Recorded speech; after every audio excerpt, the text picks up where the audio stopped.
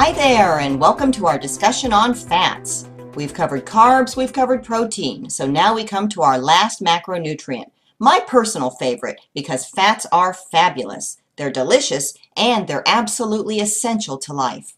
So how ironic that fats are so maligned and disrespected, despised actually, by millions of people who just don't know better.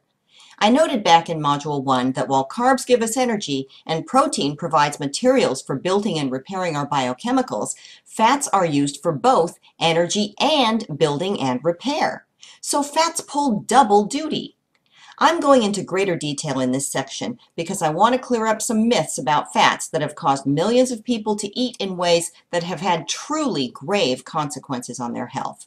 So let's start by talking about just a few of the critical functions of healthy fats. First, as I just mentioned, our bodies use fat for both energy and building and repair.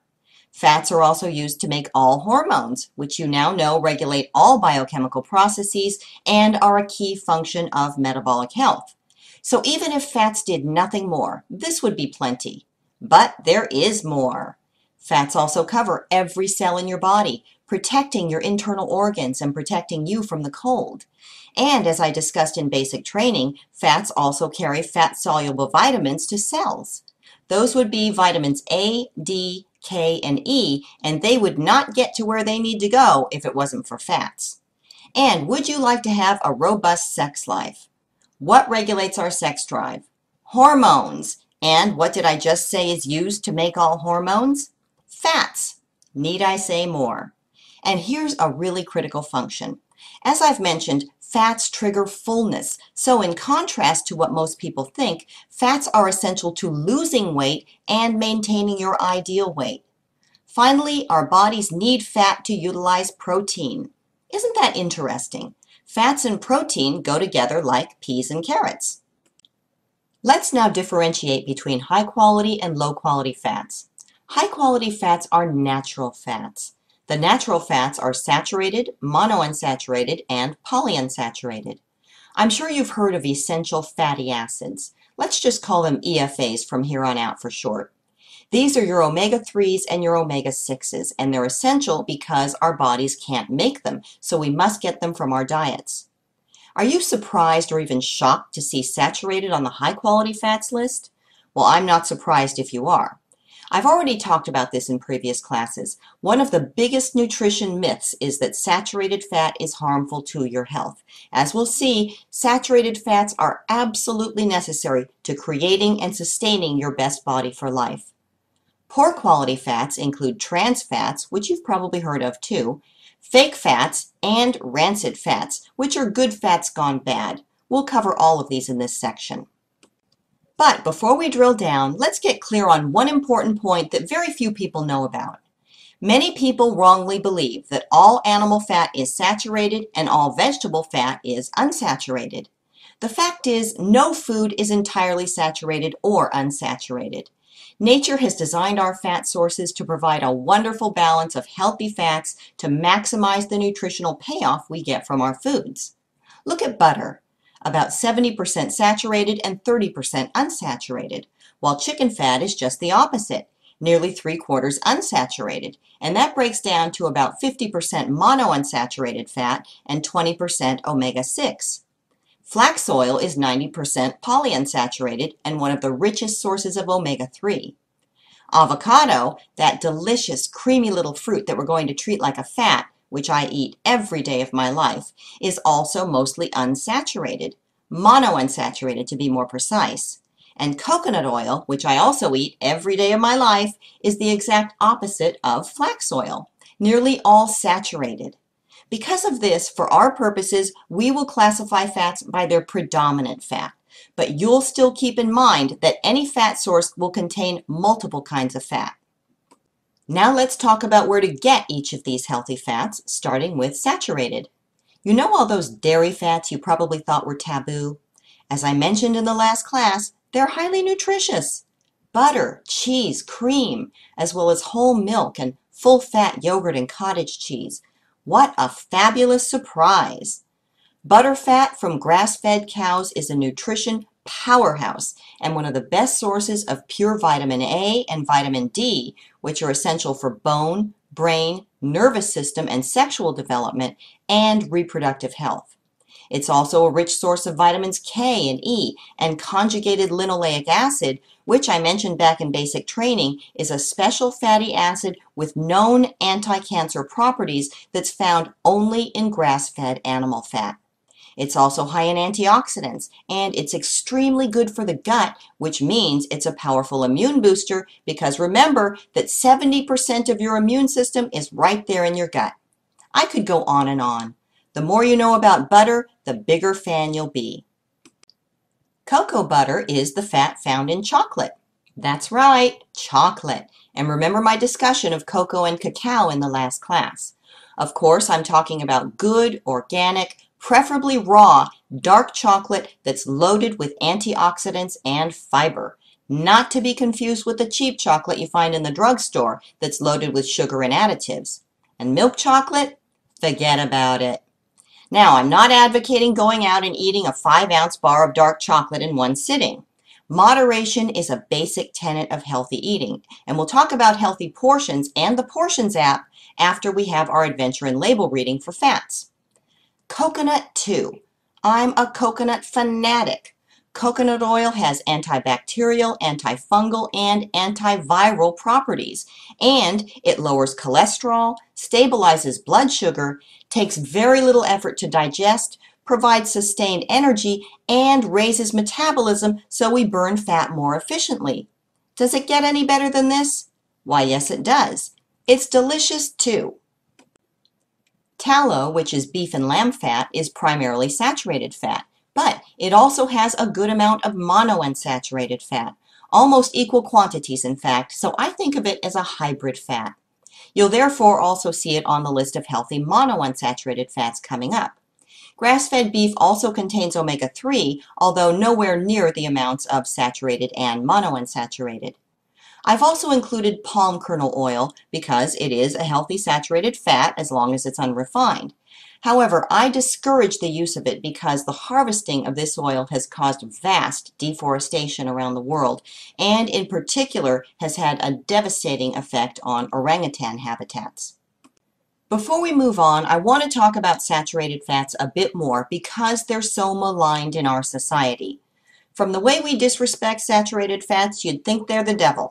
But that's about as far from the truth as Mars is from Venus. So let's just see what the experts have to say about it. First, let's talk about a famous ongoing study that started in the 1940s in the town of Framingham, Massachusetts, where really the whole town became study subjects. This study became known as, well, quite descriptively, the Framingham study. And one of the things measured over time has been the effect of dietary fats on people. And because it's a multi-generational study, it's yielded a lot of extremely useful and illuminating data. One very important finding reported by one of the Framingham directors, Dr. William Castelli, was that the more saturated fat one ate, the more cholesterol one ate, the lower the person's serum cholesterol. This statistically significant finding conflicts directly with the established views. Now let's see what Dr. Mary Enig, the author of Know Your Fats, which is my favorite book on fats that I actually call the Bible of Fats, has to say. The claim that saturated fat leads to heart disease is simply false. This claim was initiated as a marketing tool to sell oils and margarine. Eventually, the idea became dogma as it was repeated year after year. So if you're a company selling oil and you've got a competing product that's entrenched in the market that people have been eating forever, that is, butter, what are you going to do to position yourself? If you're a marketer, you already know that a very standard strategy is to vilify the competing product. These oil companies have deep pockets, and they were very, very successful at doing this for decades. They just advertised that saturated fat clogs your arteries and increases your risk of heart disease, and that polyunsaturated oils were healthy, and they did it over and over and over until it became dogma, just like Dr. Enig stated. That's the perfect word for it. Finally, let's look at the results of a meta-study published in the American Journal of Clinical Nutrition in 2010. What I love about meta-studies is that they're a study of a bunch of studies. So they take the results of a number of studies and roll them up to see what trends and patterns emerge. This meta-study, which included nearly 350,000 people, showed that there's no significant evidence to conclude that saturated fat increases the risk of heart disease. So this is what the experts are saying. This is what the studies say. And this means that you can relax and enjoy your saturated fats. I can't live without my cheese, butter, and coconut oil, I'll tell you that. But just like everything else, the important thing is eating in a balanced way, which you're going to learn how to do. So you're not going to eat an 8-ounce wheel of cheese in one sitting. For now, put your mind at ease and start allowing the idea that what you may have believed about saturated fats for years is simply not true, it never was, and it never will be. Now let's move on to monounsaturated fats. You probably recognize olives, avocados, nuts, and peanuts as heart-healthy foods. They're heart-healthy because they're rich in monounsaturated fat, but so are poultry and pork fat and eggs. Monounsaturated fat is the same whether it comes from olive oil or poultry or pork fat. That is, it's heart healthy. Again, I'm listing tallow on the monounsaturated list because I consider it a hybrid saturated mono. And would you be surprised to know that certain fish are also high in monounsaturated fat? Fish are commonly known to be high in polyunsaturated fats, and some most certainly are, while others are not. Interesting. And now for the last category of healthy fats, omega-3 and omega-6 polyunsaturated fats, or EFAs for short.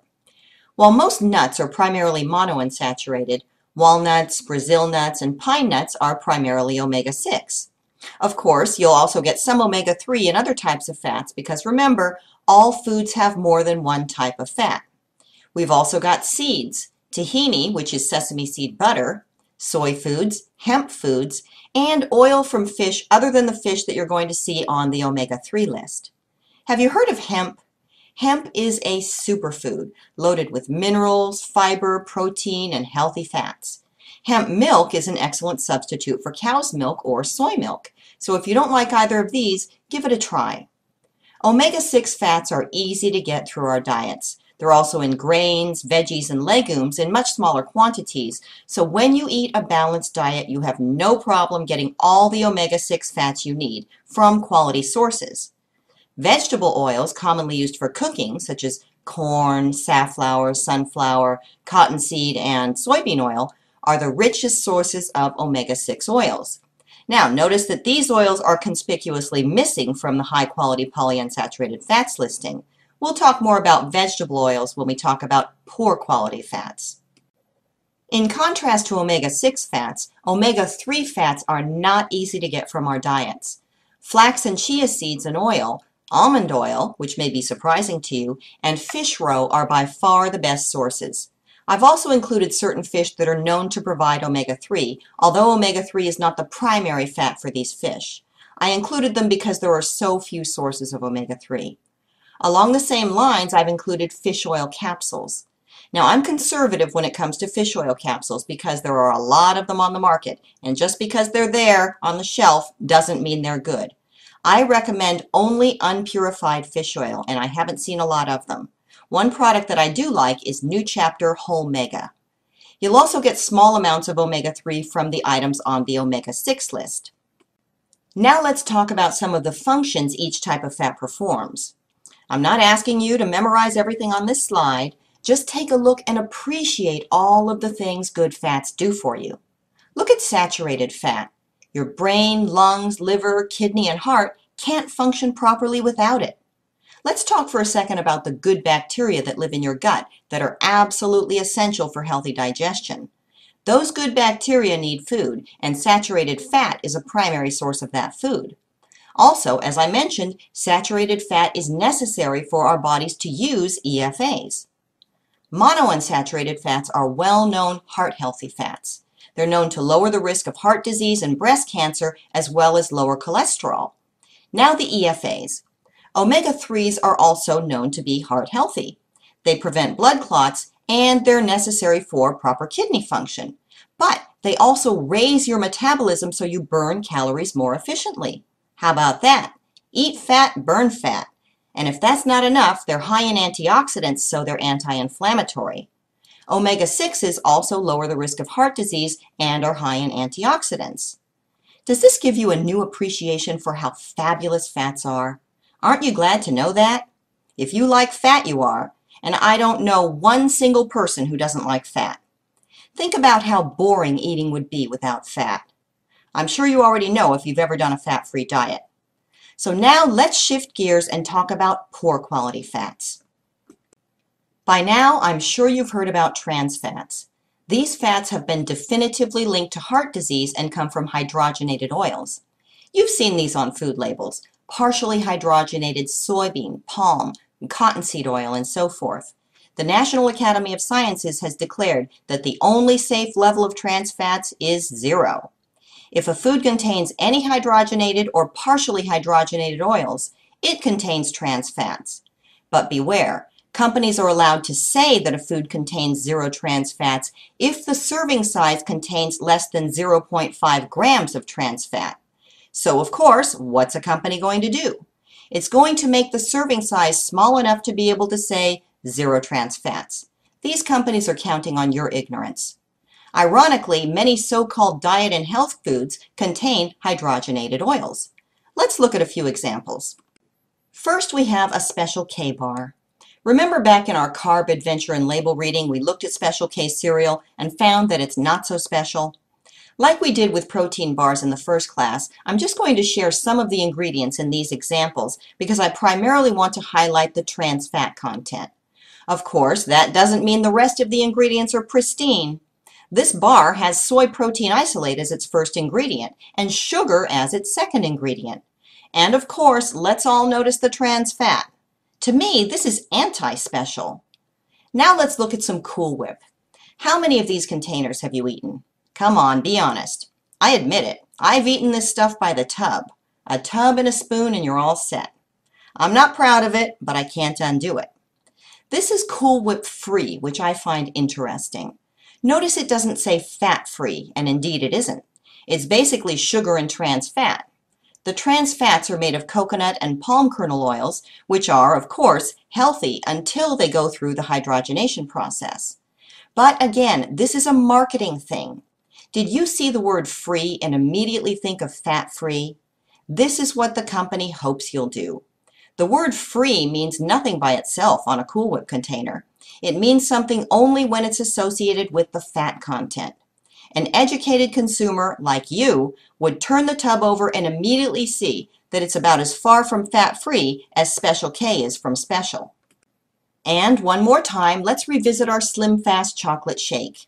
We already determined that this will get you neither slim nor healthy for life, but let's finish the process and note that in addition to sugar, cocoa processed with alkali, artificial flavor and sweeteners, and poor quality protein sources, it's got trans fat.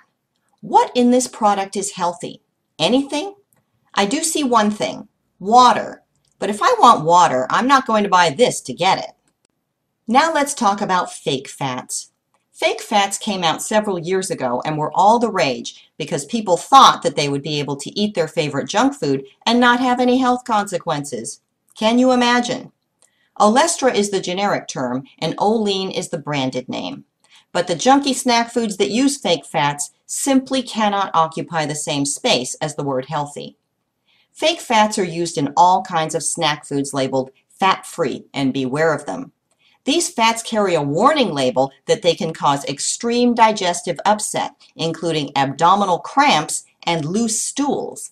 That's code for diarrhea. This just doesn't happen with healthy fats. Fake fats also prevent nutrient absorption, and that's why these products also contain added vitamins to make up for the nutrients that aren't absorbed. Of course, I'm not sure how the added vitamins get absorbed when they're eaten with the Olestra, but I'm not a biochemist, so I can't answer that one. I don't actually need to know because the presence of a warning label is enough for me to steer clear of these products. Of course, this hasn't prevented Olestra from being approved for consumption. In fact, the manufacturer would like us to think that despite what Olestra is going to do to our guts, it's a good thing. Well, what else is there to say? How about stay far, far away from snack foods that contain them? Now let's talk about rancid fats. These are good fats gone bad. They started out good, but somewhere along the line they turned rancid. What causes rancidity? 4 things: light, air, heat, and of course, time. Rancid fats create free radicals, which, as I discussed in basic training, contribute to metabolic damage and a host of diseases, including cancer, heart disease, and premature aging. Different types of fats have different levels of stability. That is, some are more robust and can stand up better to the elements that cause rancidity. Let's look at this further. Think of a spectrum of stability on which we can place healthy fats to illustrate how stable they are. The more stable the fat or oil, the less susceptible it is to the factors that cause rancidity. The most stable fats are solid at room temperature. These are the saturated fats. Then come monounsaturated fats, which are liquid at room temperature but solid when refrigerated. Both of these fats make good choices for cooking because of their stability, although I use monounsaturated fats for cooking only with recipes that require low temperatures. Saturated fat is my first choice for cooking. Polyunsaturated oils are the most unstable. They're liquid at both room temperature and when refrigerated. All polyunsaturated oils should be unrefined, kept in opaque bottles to protect them from light, and refrigerated. I use polyunsaturated oils for no-cook recipes only. So let me wrap up this slide with a tip. We're getting close to our class on portions, where you'll learn about your unique portions profile, which you can think of as a portions budget for each macronutrient. That is, you'll have a certain number of grain portions, or protein portions, or saturated fat portions, and so forth.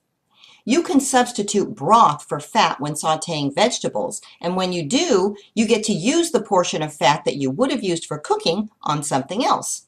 Sauteing with broth not only stretches your healthy fat portions, it adds a delicious, savory flavor to your sauté.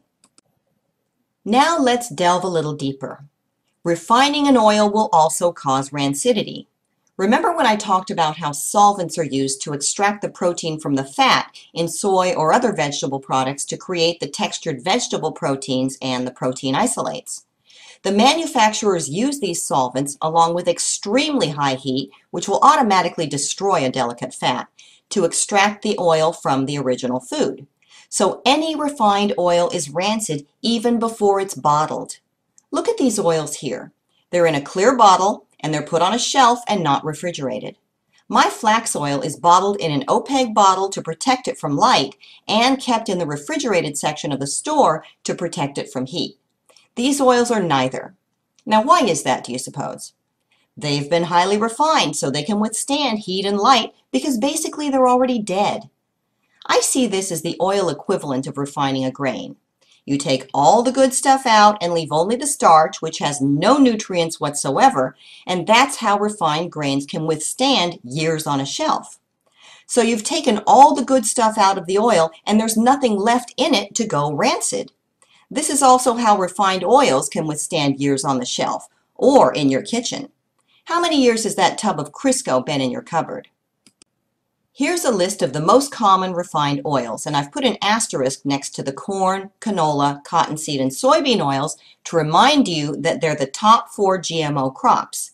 They're in everything, and this means that, in addition to being dead, refined oils from these 4 products are in all probability from GMO crops. So, what do you notice about these oils? Think outside the box. Okay, I'll tell you. Except for the canola oil, they're all polyunsaturated oils, the most unstable oils, and yet these are the oils the companies are refining the bleep out of. So how do you take a delicate polyunsaturated oil and make it able to withstand high heat for deep frying or stir frying? You refine it, of course. Now here, Spectrum Organics has some very good unrefined oils, but they also have refined oils, and this is why you always have to check the label, even on products whose brands you might trust. I like Spectrum, but they have refined oils in their product line. And here you can see it says refined for high heat. Of course it can withstand high heat. It's been refined and the delicate antioxidants have been killed. Remember that we have certain quality filters. Organic, yes, it passes the organic filter, but refined, that's another quality filter, and the answer is no. Now let's talk about refined polyunsaturated oils. Most refined vegetable oils are omega-6 oils. As a reminder, polyunsaturated oils include both omega-6 and omega-3, which are the essential fatty acids that we have to get through our diets because our bodies don't make them. So here's the short list of common refined omega-6 oils. I took out the canola oil, which we'll talk about in a second, because it's primarily a monounsaturated oil, but it still has its share of omega-6 because remember, no food has just one type of fat. These are the most common oils, but they're not the only ones. For example, other commonly refined but less well-known polyunsaturated oils are sesame oil, walnut oil, wheat germ oil, and grapeseed oil, and this is just to name a few. The oils I've listed are so common that just about every refined food that contains oil has one or more of these in it. So omega-3 EFAs have very few dietary sources. In contrast, omega-6 EFAs actually have a lot of sources, and not just the sources we talked about earlier, such as seeds, soy, and certain fish, but also grains and grain-like seeds, legumes, and meat. When we adhere to quality standards, these are healthy sources of omega-6. But my point is that it's easy for people who don't know how to eat in a balanced way to get huge quantities of omega-6 and from rancid sources and very, very little omega-3. There's a healthy ratio of omega-6 to omega-3 that our bodies like, and that's about 1:1 to 3:1. So for every unit of omega-3 you consume, you would want to consume 1 to 3 units of omega-6. This is not complicated when you eat in a balanced way, and when you start using the Portions app, your portions of omega-6 and omega-3 will be tracked automatically, so you'll be able to see the portions you consume as you eat throughout the day. Just for fun, what do you think the average American's ratio is? Just take a guess. How about 20:1? I kid you not. That means for every 1 unit of omega-3 consumed, the average American consumes 20 units of omega-6, and this is due mostly to these rancid polyunsaturated oils which are rampant in refined foods. In fact, you might be shocked to know that 20% of the calories consumed by the average American come from soybean oil alone, and probably mostly GMO soybean oil. And what's the result? Inflammation, big time, which is going to lead to severe metabolic damage, which is going to lead to serious interrelated symptoms of metabolic damage. Consuming too much omega-6 relative to omega-3 has also been shown to contribute to cardiovascular disease, rheumatoid arthritis, asthma, Crohn's disease, osteoporosis, cancer, and Alzheimer's disease. Now, you might be wondering about canola oil. I'm sure you've noticed that it's not on the healthy food list, and here's why.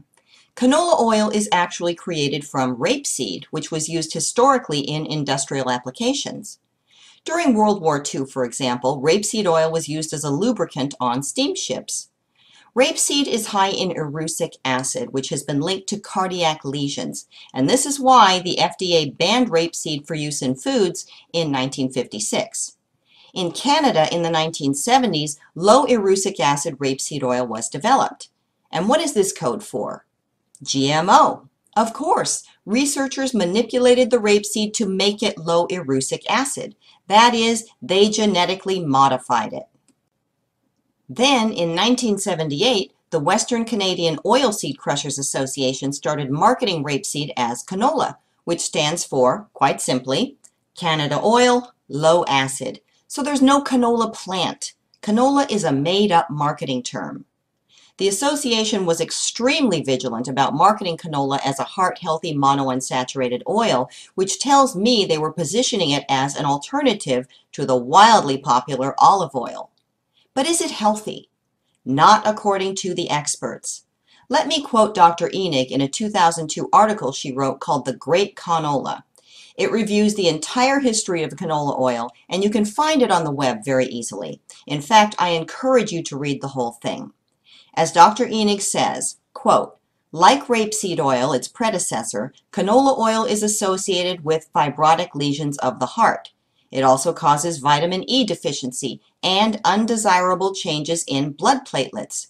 Furthermore, it seems to retard growth, which is why the FDA does not allow the use of canola oil in infant formula." End quote. This was in 2002. Let me give you an update. In March 2012, Dannon Trading, which is a global conglomerate that you probably know best as the manufacturer of Dannon yogurt, submitted a GRAS petition, and GRAS stands for Generally Recognized as Safe, to the FDA for the use of canola oil in infant formula sold in the U.S. Aside from yogurt, Dannon is also a global manufacturer of infant formula. Surprise, surprise. In late 2012, in response to Dannon's petition, the FDA granted GRAS status to canola oil for its use in infant formula sold in the U.S. Would you like to see how canola oil is made? It's easy. Just do a web search on how it's made canola oil, and at least 3 YouTube videos will pop up. They're only a few minutes long, but they're very illuminating. In particular, you'll notice that the narrator makes a point of saying how low canola oil is in saturated fat, which is yet another example of how companies make certain statements which, in and of themselves, aren't incorrect. After all, the narrator simply states that canola oil is low in saturated fat. But the implication is that saturated fat must be bad, or the company wouldn't bother calling to your attention how little of it is in canola oil. The company knows that most people viewing its video still believe saturated fat is harmful, and that this point will therefore be perceived as a good thing. You'll also notice that the narrator mentions that canola oil is quote-unquote one of the healthiest cooking oils. Let me know what you think after you watch the video. I think you'll agree with me that I would not advocate feeding anyone, let alone a growing infant, any food that contains canola oil. As I say this, however, you can also assume that this refining process is probably very similar to the process used to refine other polyunsaturated vegetable oils. So, here are the standards for fats and oils. First filter, organic. That makes it clean and non-GMO. Second filter, unrefined, meaning raw or extra virgin, and definitely nothing resembling the canola oil you saw in the video. A process like that uses high heat that can reach 400 degrees, and that will kill most, if not all, of the antioxidants in the oil. You've probably seen the terms cold-pressed and expeller-pressed on oil labels. Cold-pressed oils are made by grinding nuts, seeds, fruits, or vegetables into a paste and then using an oil stone or other tool to press the paste to separate the oil. Expeller pressing uses high pressure to extract oil, which may or may not involve heat. However, neither term on a label guarantees an oil is raw. Whether an oil is raw depends on the heat used to extract the oil. While cold pressed is more likely to use lower heat than expeller pressing could also use low heat. The manufacturer decides on the amount of heat to use. In the U.S., these terms are not well regulated, so my rule of thumb is to look for the words raw, unrefined, or extra virgin on the label. Next, fresh. I want to make sure those raw nuts I'm getting haven't been sitting on a shelf for the last year. Have you ever been in a store and picked up a product that has dust on it? Not a good sign. Finally, properly stored. I don't want my delicate polyunsaturated oil sitting in the back of a hot warehouse for an extended period or on a non-refrigerated shelf at the store. How can you ensure these last 2 quality standards? By knowing your sources. You definitely want to shop at a store you know turns its inventory quickly and takes measures to ensure the integrity of the product by unpacking it and putting it on the shelf shortly after receiving it. Of course, buying your nuts, grass-fed butter, and other oils at the farmer's market will ensure maximum quality on all of these fronts. Now I want to shift gears and talk about the notion of low fat. To me, this term is meaningless because it's a relative term. That is, everyone's need for fat is unique and reflects different energy and building and repair needs, so the use of the term by itself provides no context. So if someone says that a proper diet includes, say, 15% fat, the first thing you want to ask is, proper for whom? Not everyone. Certainly not for me. Nevertheless, we hear this term so often, but what does it really mean? I think a lot of people confuse low fat with low quantities of fat. It's important to remember that while we may often hear people say that too much fat is unhealthy, too much of any good thing is not good, whether it's carbs, protein, or fat. Fats are dense in terms of both calories and nutrients. Per gram, fat provides 9 calories, while carbs and protein provide 4. So right away, you can see that we need fewer quantities of fat in our diet because they pack such a powerful punch. Let's take an example to illustrate this point. Let's assume you eat 2,000 calories a day, and those calories are equally distributed. So you eat the same caloric amount of carbs, protein, and fat. Here's what that would look like. We've divided up the calories for each macronutrient evenly. Now let's see how our macronutrients would be divided up in terms of grams, which is the proper way to illustrate this point since the calories per gram are not uniform among the macronutrients. Protein and carbs will still have the same grams for 660 calories because they both deliver 4 calories per gram. But fats deliver 9 calories per gram, meaning 660 calories amount to only 74 grams of fat. So while you consume fewer quantities of fat, this does not mean you're eating a low-fat diet. I've discussed a number of times that a low-fat diet is contraindicated for creating your very best body. Fat is calorie-dense and nutrient-dense. A little goes a long way. Let's look further. These tables compare the calories and macronutrient grams you get for 1 ounce of certain carbs, proteins, and fats. Fats pack a whopping punch of calories, which contain a whopping amount of nutrients when they're of the healthy variety. And that's exactly what we want. We want the highest return of nutrients on our calories. Compare 200 calories for an ounce of butter with about 50 calories for an ounce of chicken. Going back to our 2,000 calorie diet, 1 ounce of butter represents 10% of the calories, while an ounce of chicken represents just 2.5%. A little fat goes a long way. This is why we can eat greater quantities of protein and carbs than fat in a day. A 4-ounce piece of chicken provides 20 grams of protein, and a half cup of brown rice provides 20 grams of carbs, while just 2 teaspoons of butter provides 10 grams of fat, mostly saturated.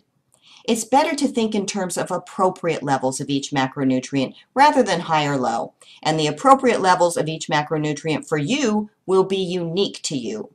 We'll talk much more about this when we talk about balance and portions.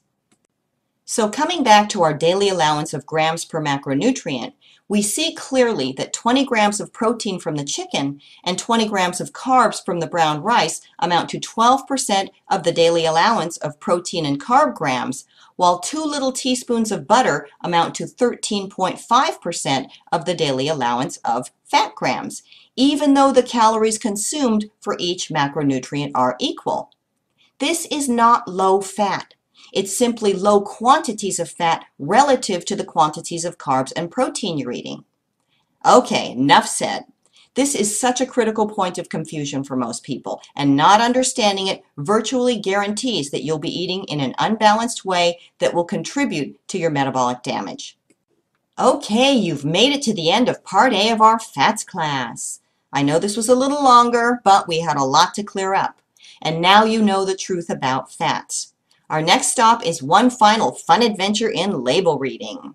I'm sure you know this is going to be a doozy of an adventure given all of the myths about fat that we've just cleared up. But you'll see that food companies are actively seeking to capitalize on these myths with uninformed consumers. For your action items, all I want you to do is follow the food quality principles that you've learned in this class, as well as continue following the carb and protein quality principles. Okay, great job, and thanks for allowing me a little extra time for this class. I hope you thought it was worth it. I'll see you shortly for our adventures in fats label reading. Cheers!